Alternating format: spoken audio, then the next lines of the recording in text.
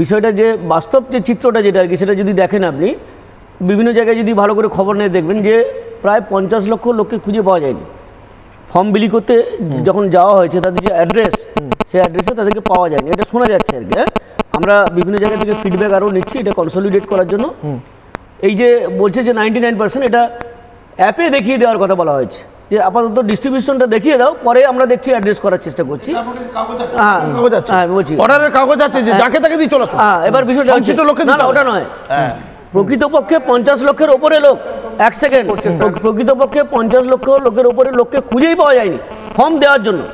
তার মানে কি তারা তাদের, আমি যদি বলি যে পরবর্তীকালে একটু ইমপ্রুভ করতে পারে, 10 লক্ষ লোককে পাওয়া যেতে পারে। ওই জন্য নির্বাচন কমিশন পরশুদিন দেখবেন একটা অর্ডার দিয়েছে, অর্ডার দিয়ে একটা আলাদা করে হোয়াটসঅ্যাপ নাম্বার চালু করেছে, একটা ইমেল আইডি খুলেছে, যে যাদেরকে খুঁজে পাওয়া যাচ্ছে না সেই লোকগুলো যদি অন্য কোথাও থেকে থাকে তারা এখানে ডাইরেক্ট ফর্ম ফিল আপ করতে পারেন বা আমাদের কাছে হেল্প চাইতে পারেন, আমরা ফর্মটা দেবো। তার মানে যে বাস্তব চিত্রটা দাঁড়াচ্ছে 50 লক্ষ লোককে কিন্তু এখনো খুঁজে পাওয়া যায়। 50 লক্ষ কাছাকাছি মানে এক্সাক্ট 40 লক্ষ যদি হয়, হিউজ অ্যামাউন্ট খুঁজে পাওয়া যায়নি, তাদের ফর্মটা বিলি হয়েছে বলে দেখিয়ে দেওয়া হয়েছে। সেটা হচ্ছে ওই ভার্বাল ইনস্ট্রাকশনের কারণে।